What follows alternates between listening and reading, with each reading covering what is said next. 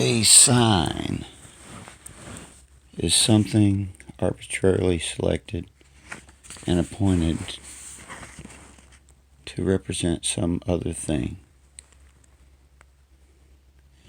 The letters of the alphabet are signs, signs of sounds and numbers. The notes on a clef of musical writing are signs, signs of a pitch, a value of certain tones of voice or instrument. There is no relation whatever between these signs and the things they signify, except that men have agreed to employ them for these purposes. Their whole meaning as signs is purely conventional and arbitrary, something quite beyond and above what pertains to their nature, and so with all signs. When Moses said that the swarm of flies should be a sign to the Egyptians, there was nothing in the nature of the thing to show what was thereby signified. When the prophet told Hezekiah that the going back of the shadow of the dial should be a sign that he would recover from his sickness, live and yet 15 years, and see Jerusalem delivered out of the hand of the Syrian invader, there was nothing in the nature of the thing to express this gracious meaning. Isaiah's walking barefoot had no natural connection with the Syrian conquest of Egypt, and yet this was for a sign, and that fact.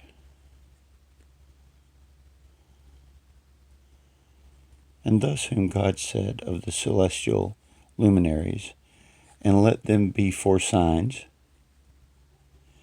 he meant that they should be used to signify something beyond and additional to what they evidence and express in their nature and natural offices. Nor can any sense be attached to the words consistent with the dignity of the record without admitting that God intended from the beginning that these orbs of light should be made to bear, express, record, and convey some special teaching different from what a natural deducible from them.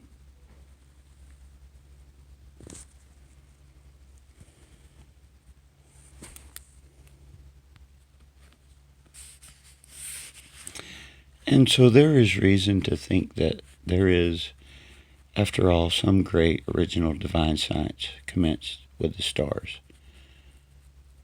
which astrology has prostituted to its own base ends, and which in our own duty to search out and turn to its proper use.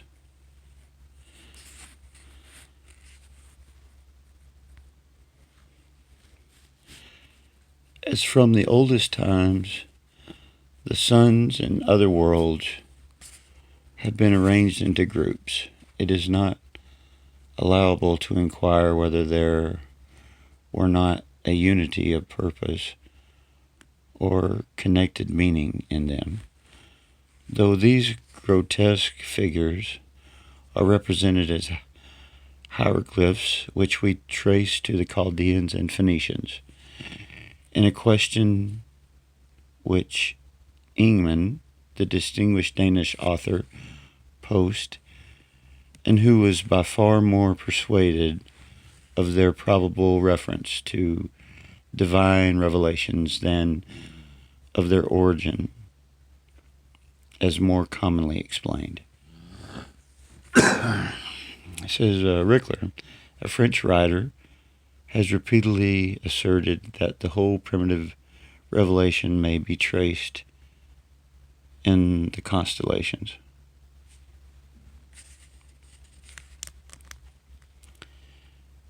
Ambimaser describes the various constellations as known over all the world from the beginning, and says many attributed to them a divine and prophetic virtue.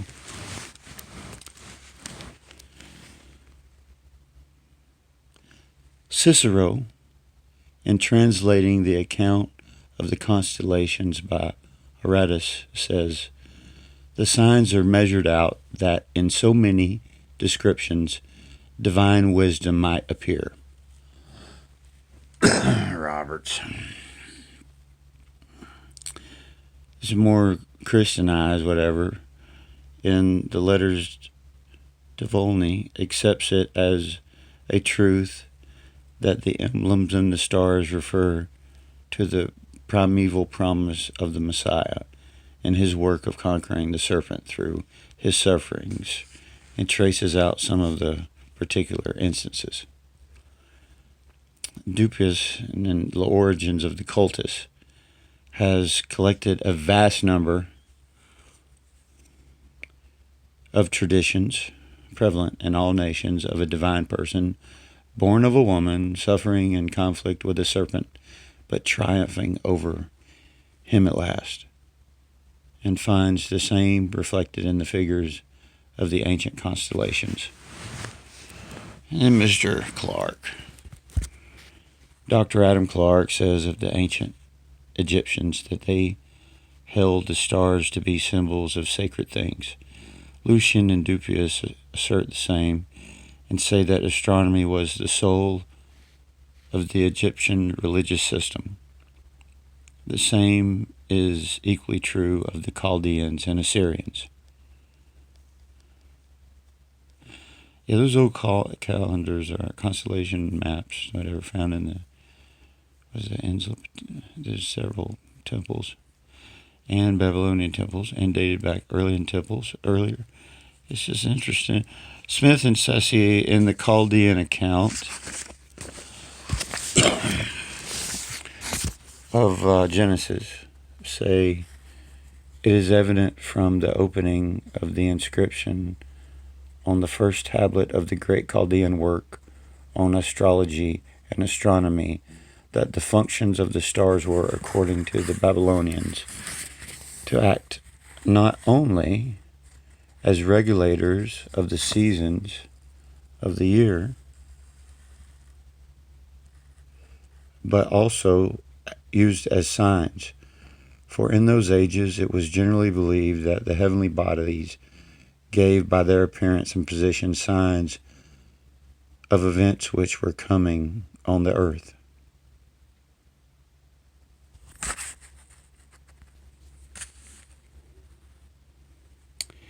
Somewhere in the earliest ages of human existence, the stars were named and arranged into groups by someone thoroughly familiar with the great facts of astronomy. Those names and groupings were at the same time included in certain figures, natural or imaginary, but intensely symbolic and significant. These names and figures have thence been perpetuated in all the astronomic records of all the ages and nations since. They are founded on indisputable astronomic truth, and hence form the groundwork of all maps and designations of the celestial presentations. They are in all planispheres, celestial globes, and star charts among all people, from one end of the earth to the other. Astronomers growl at them, considering them arbitrary and unnatural, and sometimes denounce them as cumbrous, cruel, and confusing, but have never been able to brush them off or to substitute anything better or more convenient in their place. They are part of the common and universal language of astronomical science. They have place and representation in all the almanacs of all enlightened peoples. They are in all the books and records devoted to descriptions of the heavens. Faith and skepticism, piety and irreligion alike adopt and use them. Revelation and pagan superstition both recognize them. Heathen, Mohammedans, and Christians, the oldest with the latest, disagreeing in so many things, yet agreeing and adopting and honoring these primitive notations of the stars. I would almost insert, there might be an exception, but there's not really, but there may be a few that recognize that should be an exception, but there's so many of those. Even those who have been the most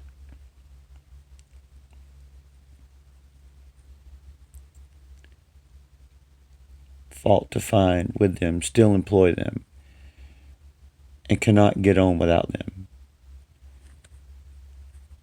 And in and from these, the showing is that all the great doctrines of the Christian faith were known, believed, cherished, and recorded from the earliest generations of our race, proving something and something.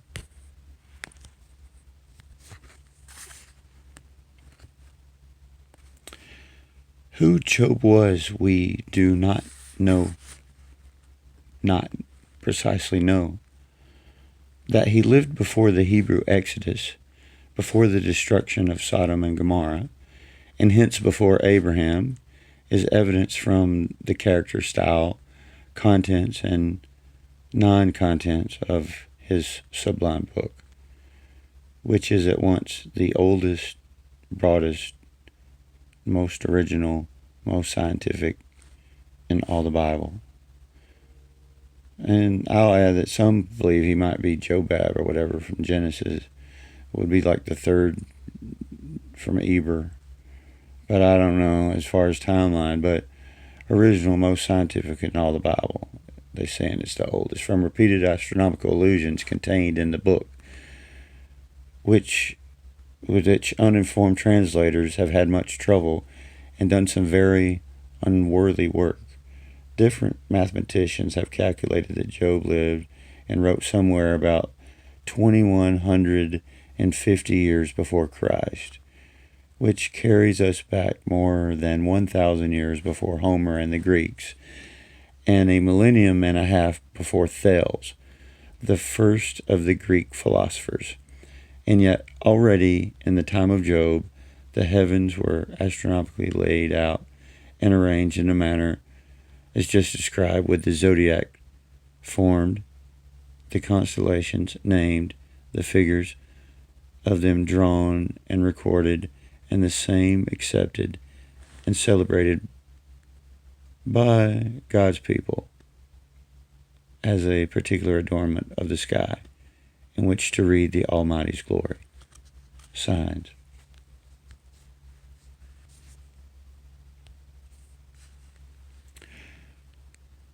Who of all the sons of men can point out any other origin of these remarkable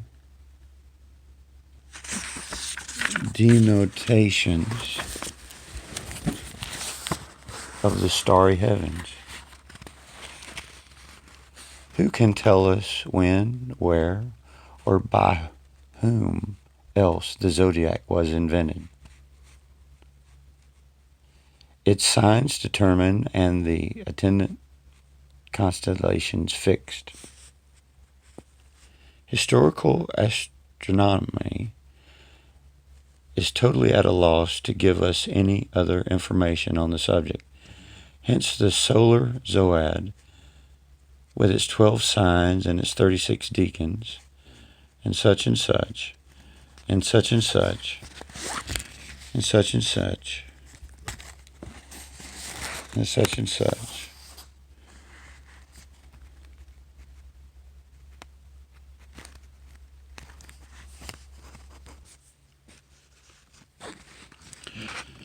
One great and commanding fact in the case is that as far back as we have any records of astronomy, these sidereal embellishments and notations existed and are included. We know from the scriptures that they are older than any one of the books which make up the Christian and or Jewish Bibles. We have monumental evidence in the Great Pyramid of Giza that they were known and noted when the mighty science structure was built 2,170 years before the birth of Christ and 1,000 years before Homer, who also refers to them.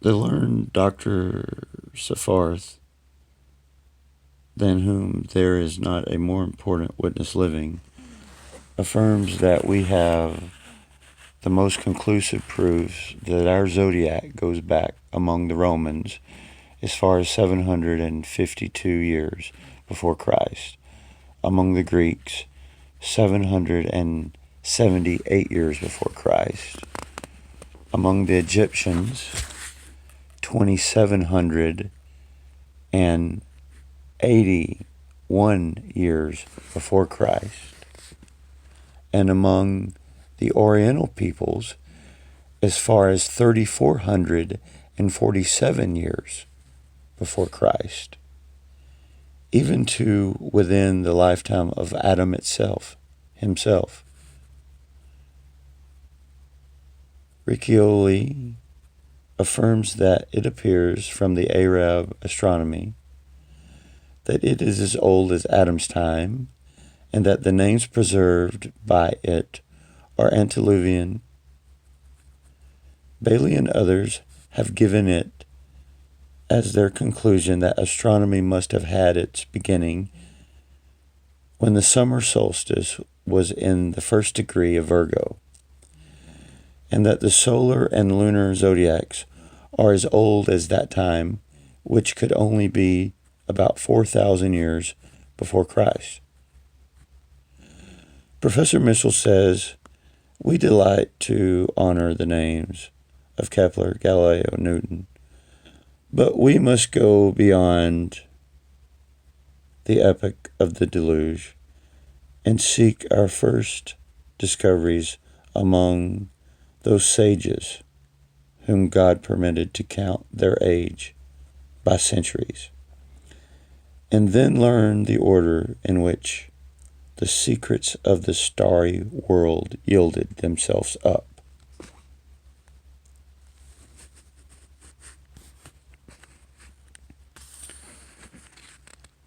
According to Drummond, Origen tells us that it was asserted in the Book of Enoch, quoted by Jude, some say, that in the time of the patriarch, the constellations were already named and divided. Albemarle attributes the invention of both zodiacs to Hermes, and Hermes, according to the Arab and Egyptian authorities, was the patriarch Enoch. Josephus and the Jewish rabbis affirm that the starry lore had its origin with the antediluvian patriarchs, Seth and Enoch.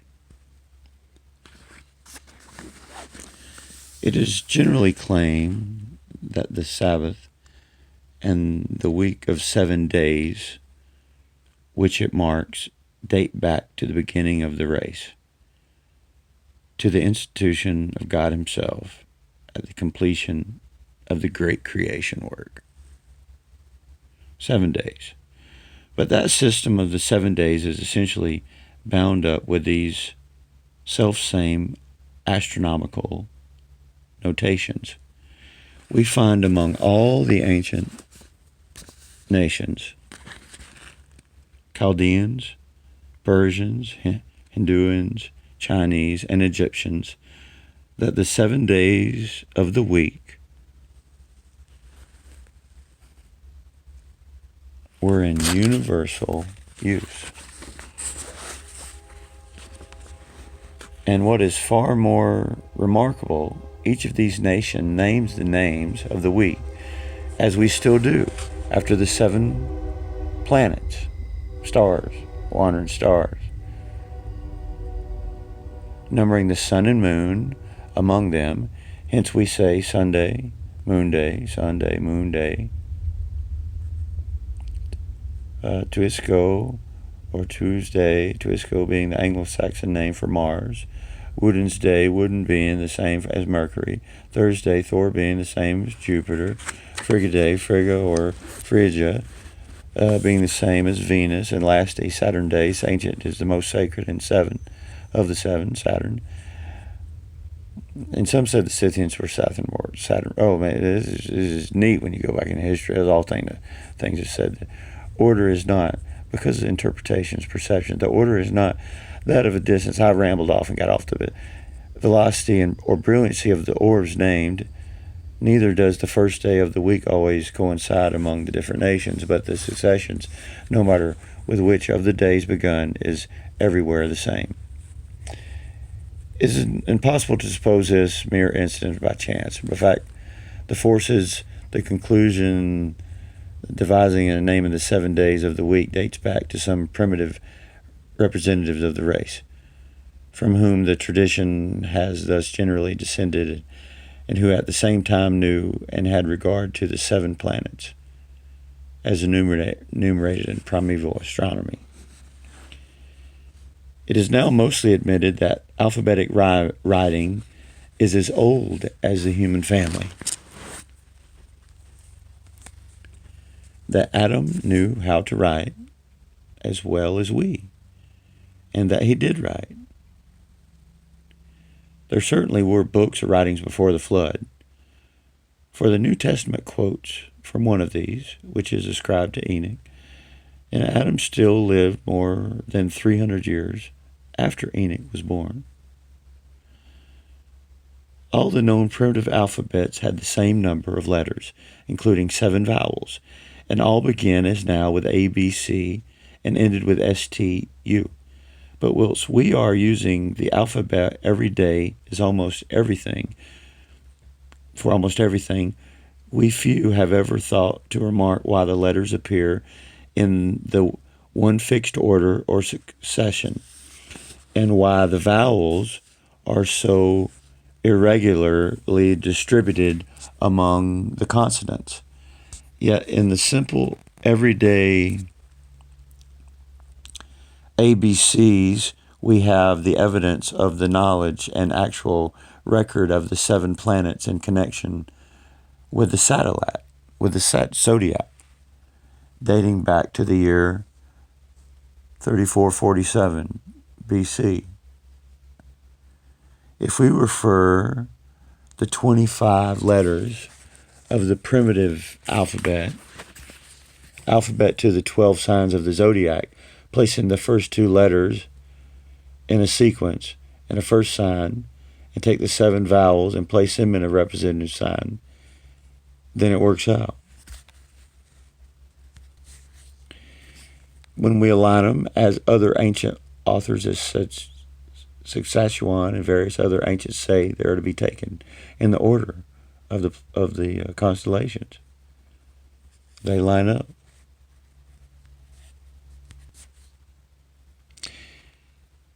It would be very absurd to say that this was mere accident, but it was not accident. It proves what the Arab and Jewish writers affirm, that the alphabet was in existence before the flood, and demonstrates that astronomy is coeval with the formation of the alphabet.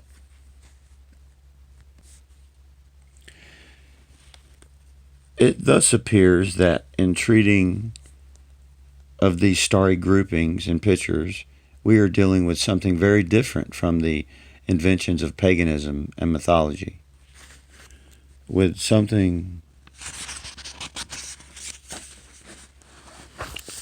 as sacred in origin, as venerable in age, and as edifying in import as anything known to man.